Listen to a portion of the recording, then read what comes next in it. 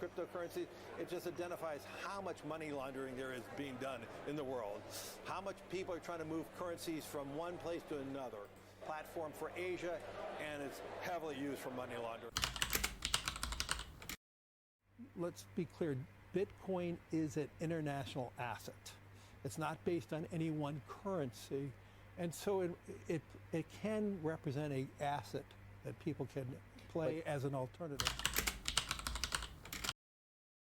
Hello guys, welcome back to the channel. I hope everyone is doing well. So today we're gonna look through the BlackRock ETF video, and we'll see the following stuff about BlackRock, what is an ETF, Gold ETF, full summary on the Larry Fink change in opinion over Bitcoin ETF, and final conclusion and price prediction. I'll post the timestamp between these in the YouTube, so you can directly go over the things you want to look for. So without getting delayed, let's quickly jump over to the what is BlackRock. BlackRock is an asset management firm which manage a ton of assets. They also have a risk management solution and other stuff. Let's see how much asset they manage. So this is the asset they are managing currently. Currently they have in 2023 $9.43 trillion of assets under their management. In 2008, if you remember, in 2008 there was a housing bubble crisis. At that time they managed to made a 3x on their management. I don't know how they did that, but it seems it's pretty impressive. And in 2021 they had over $10 trillion of asset under their management. So BlackRock is a huge investment firm. They have tons of assets under their management, and now they want to get into the crypto sector. So this will be a very good bullish things on the market, and the price literally went up due to this event. So we're gonna look through what is an ETF and Gold ETF and other stuff. So as you have now got the quite a good understanding of what is in BlackRock. So what's an ETF? So for the better understanding, ETF is an good of baskets. So it, rather than buying a single stocks or bonds, in ETF you will have tons of stock. So it will be a mix of stocks in which you can trade the value, just like in SPY, which is which tracks the S&P 500. So S&P 500 is a ETF that has top stocks on the market, and if the stock's price goes up, it will also go up, and if the stock price goes down, the S&P 500 index will also go down. So these are the very old ETFs in the market, and we also have like Gold ETF. Most of the people are in the Twitter and other stuff, they are telling due to BlackRock the Gold ETF went high, and Bitcoin will also go like that high. Let's see the probability, like how high can Bitcoin go and how high did the gold went. So there was no perfect time. I didn't find exactly at what time did the BlackRock iShares ETF was in the market, but it's around 2000 to 2003. From that period of time, the Bitcoin ETF did around 400, let's say 450%, and it's quite impressive because gold is a international asset. It's the hedge against the inflation. Most of all the firms in the world that manages the asset use this for the hedge against the inflation and hedge against the financial crisis, because the gold is used for in every country. It's the most precious metal in the world, and of course many people buy it for the long-term investment. So here is I didn't find exactly how many gold it hold BlackRock from 2003 to 2023. But as of 2020 December, BlackRock owned 4.6 million of GLD share. This is the ETF, and 300 worth of 835 million compared to the previous holding of 7.37 million worth over 1.3 billion. So it was over 2020. So yeah, at this time when gold was at its peak around $2,000. So you can see like BlackRock didn't own too many golds, just like people told, due to the BlackRock it went up. But the truth is, because it's used for the hedge against the inflation, almost all people in the world use buys the gold, and that's why the gold price went up. But in the media people will tell anything, and it's not only BlackRock that buys the gold. There are other big institute that manages golds, and BlackRock also have silvers in their holdings. So so we cover about what is an ETF and gold ETF. So let's quickly look over the full summary on Larry Fink change in opinion over the Bitcoin. So firstly I want you to this video. I want you to watch the video, just quick. On Bitcoin and cryptocurrencies, and what is BlackRock doing about them? Well, I believe in blockchains. We're looking at many blockchains. We created provider Aladdin, which is really a blockchain between us and But that's the underlying technology. But it's a private blockchain, okay? But that's we believe we Okay, this is the video of 2018 when Larry Fink told about the Bitcoin is a money laundering system, and he's quite right about that point. And they also had in 2018 their private blockchain that they were using. We create more and more flow through information by having all the different reference points of a transaction being systematized. That's good. Related to cryptocurrencies, I'm a big believer in the potential of what a cryptocurrency can do.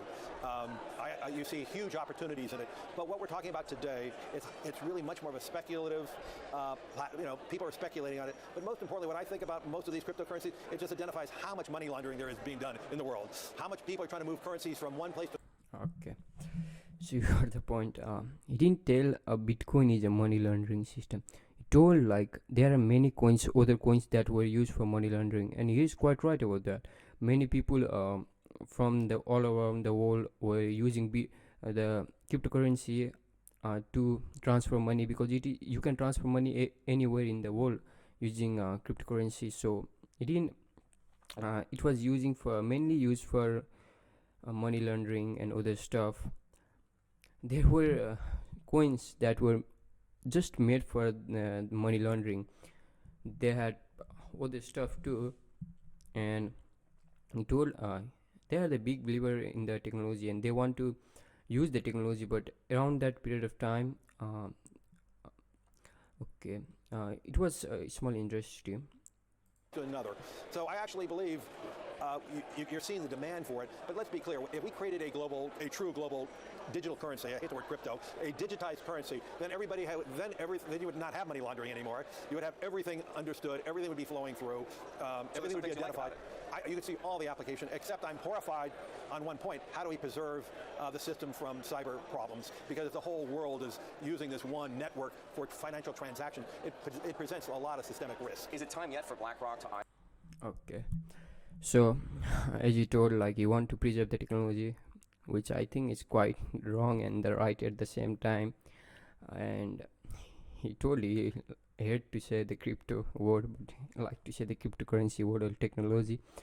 And there are a few things I want to look over this and tell you what does he mean, like if you have a single network that you can stop the money laundering. That's simply like telling out the CBDC, If you have a CBDC, you can control, you can check everywhere where did the money go, because money will not be in the cash, it will be on the online. So you can check the data, or just like, let's say someone is doing money laundering to someone, you can check the all data because it will not be in the cash. I think he wanted to say about CBDC or other stuff. I didn't get the point of the cryptocurrency, because in cryptocurrency you can like do the private transaction which no one can see. And here is another video of recently when the BlackRock filed for the ETF. More accessible, more easy. I want to show you something he tells about over here, that they want to lower the cost of blockchain transaction. I don't know what he quite mean by that, because there is already too many blockchains that have so low. Like in Solana there is literally no fees for the transaction, and Cardano is 1 cent or 10 cent is there, and many other blockchain, Arbitrum, Polygon, Optimism. So let's quickly watch this video first. And securities, and that's what Bitcoin is. It could revolutionize again finance, and so we look at this as an opportunity to move one step further in terms of providing investors, fractions of shares, fractions of this, democratizing the cost of investing. Over the last 10 years, we've lowered the cost of iShares ETFs by 30%. So what we're trying to do is make it more accessible, more easy. The attempt in terms of what we're trying to do with crypto is make it more democratized with all the crypto, and making it much cheaper for investors. Right now, the bid-ask spread for crypto is very expensive. It does. Okay, so you got the point. You want to make the crypto cheaper. I don't know what he mean by that. Does he mean by making the Bitcoin price go $101 or what? I don't know if it is even possible, even if they own the Bitcoin. But he used the word democratize too much in the whole video. So what does democratize mean? Democratize means to make something fairer and more open, so that people can participate and have a say, similar to how democracy work in the government, where everyone has a voice of equal rights. It's about something spreading access to the and opportunity to the people, ensuring the decision and made transparently and inclusively. So it's basically like giving everyone the right to have vote or something, same as DAO, and more. Wrote a lot of the returns that you speak about, because it costs a lot of money right now to transact Bitcoin, and it costs a lot of money to get out of that. And so we hope our regulators look at these filings as a way to democratize crypto, and we'll see in the future how that plays out. You were never a crypto skeptic like Buffett. Like Buffett and Charlie Munger come out and they say all this bad stuff about it. But you were kind of skeptical. Yeah, I was skeptical because the early users it was heavily used for, let's say, illicit activity.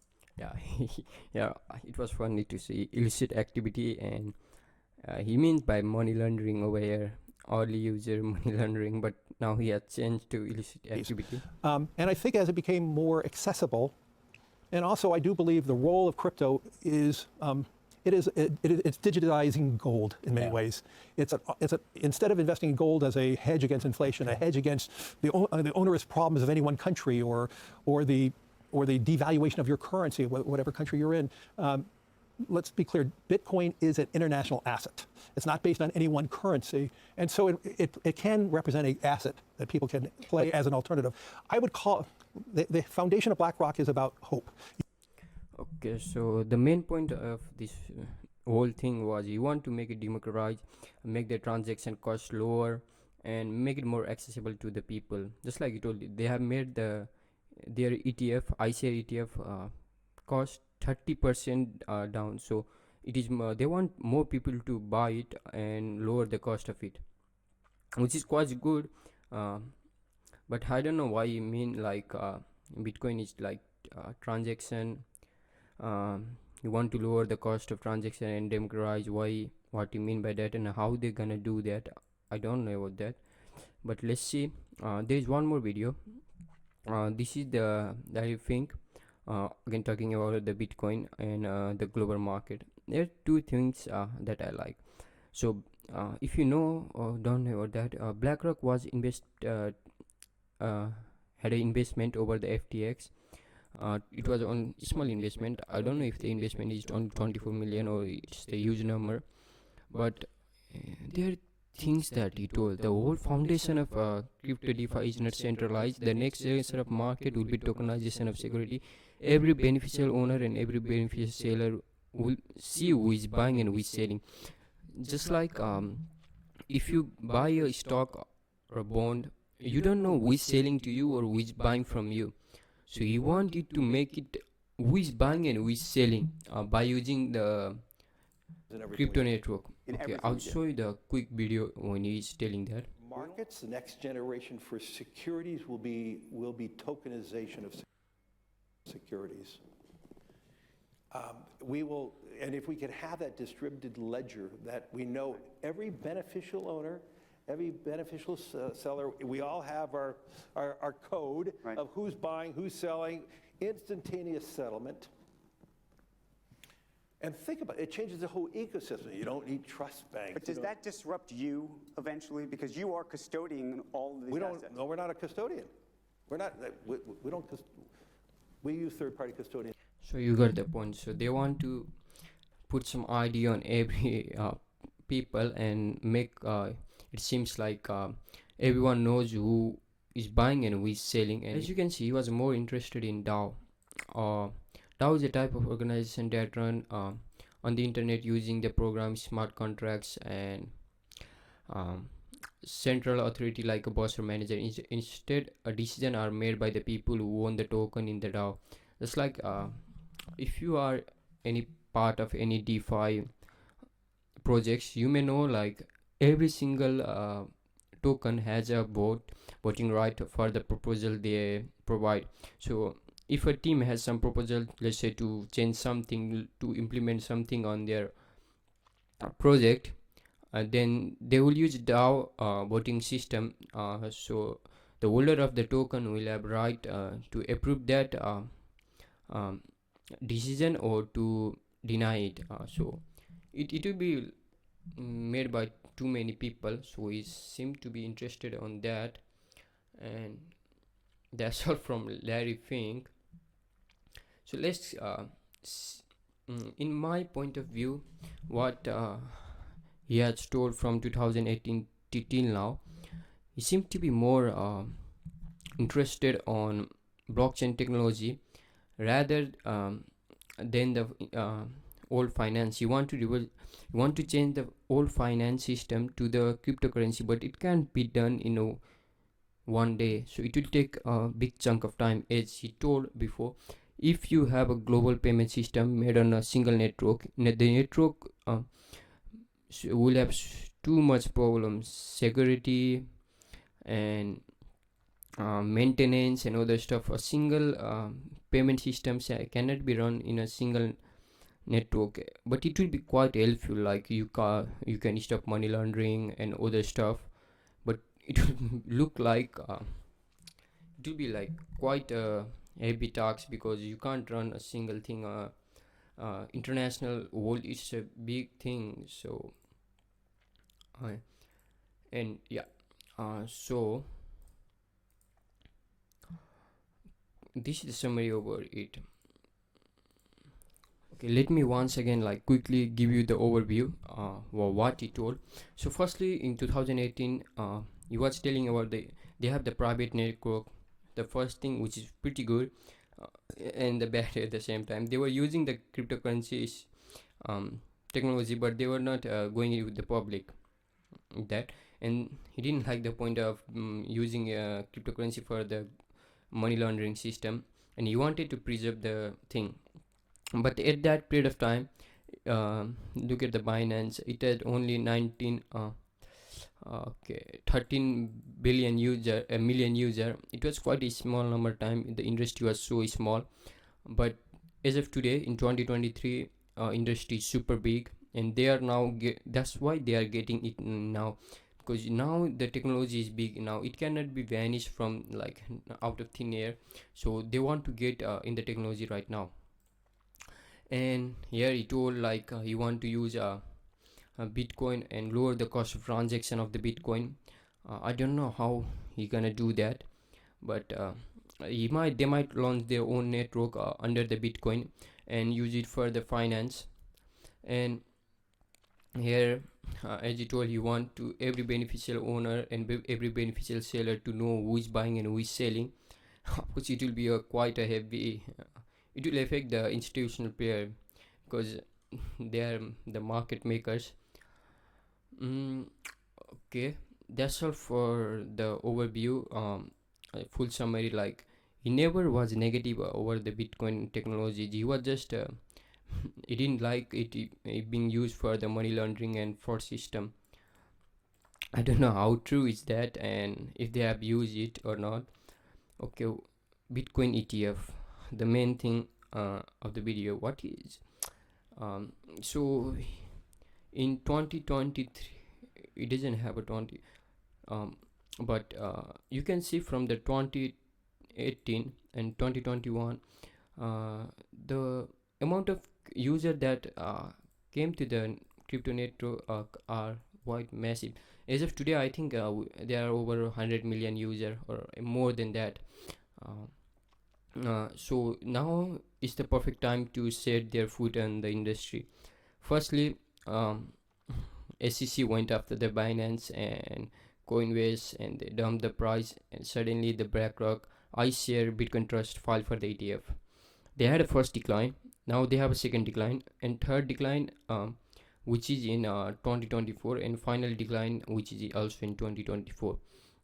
So even after the final decline, they can SEC can extend the time for 1 to 2 months, around 2-3 months period of time. So don't get confused over here, like after this it will be accepted, and they can accept anytime soon,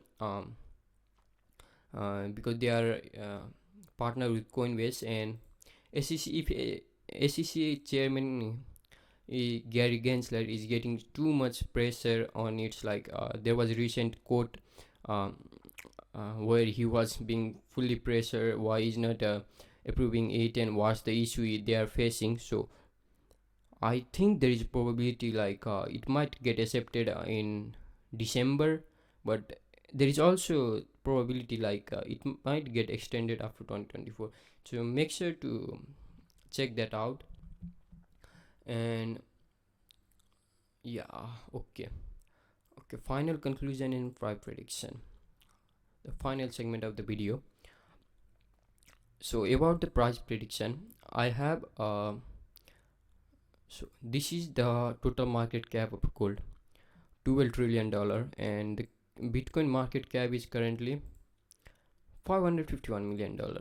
It is so small compared to the gold, and if they want Bitcoin to be an international asset, international gold, then Bitcoin should outperform the gold in the long term, not in the short term, in the long term. So for that, let's say in 2025, when the bull run happens, Bitcoin market cap it is 3 trillion or 4 trillion, which is 1/4 of gold total market cap. So you'll get a price range around 150k, which is quite impressive for the Bitcoin. It's quite impressive. 150k, it's around 5x, from 5x 6x. But here are a few points, like I think it might even go $200,000 because BlackRock, of course they are gonna buy in the spot market. They won't buy when they buy, they will have the tokens will not be launched in the market. It will go for the long term holdings. You can see when the ETF went up, it's never came down. So once the Bitcoin ETF gets an ETF, expect the price to go rally. It will rally. It's sure it will rally way over, but after the rally gets over, don't expect the Bitcoin to again fall below 40,000. It will never happen. If the Bitcoin price went over 200,000, then the price can get over 150k. That's the maximum I can think about, because there is not only BlackRock that is filing for ETF. All other asset manager are filing for ETF, and of course they're gonna buy a big chunk of ETF Bitcoin. Bitcoin only has a $21 million supply. Out of them, also I think only few in the early ages, there are many Bitcoin are already lost. Some are lost in a hard drive, some are lost and Satoshi Nakamoto, he has 1 million Bitcoin. There are things like it will be like same like a gold price, just like this. It will go up massively, then it might have a little bit downside, but there will be like a race to who can hold a more chunk of Bitcoin. So Bitcoin price will go up, but don't expect the same thing for your altcoins. This is the huge issue. So that's the thing.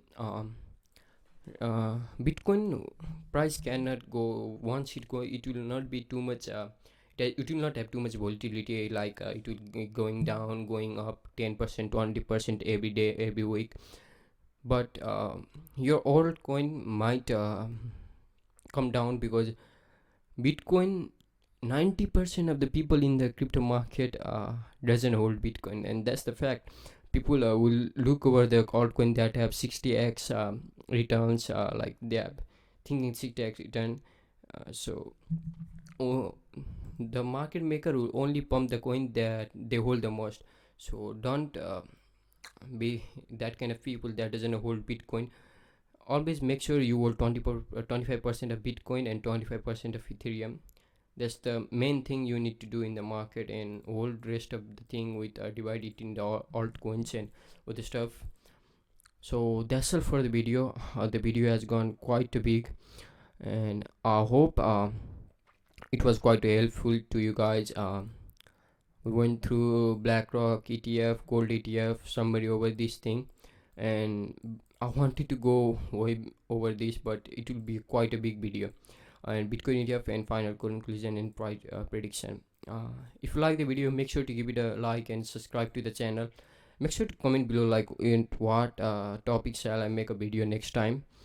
It will take some quite time to do all the research and present it to you, but it's quite fun to do, as my knowledge will also grow. Okay, thank you guys for watching. See you guys in the next video. Sayonara.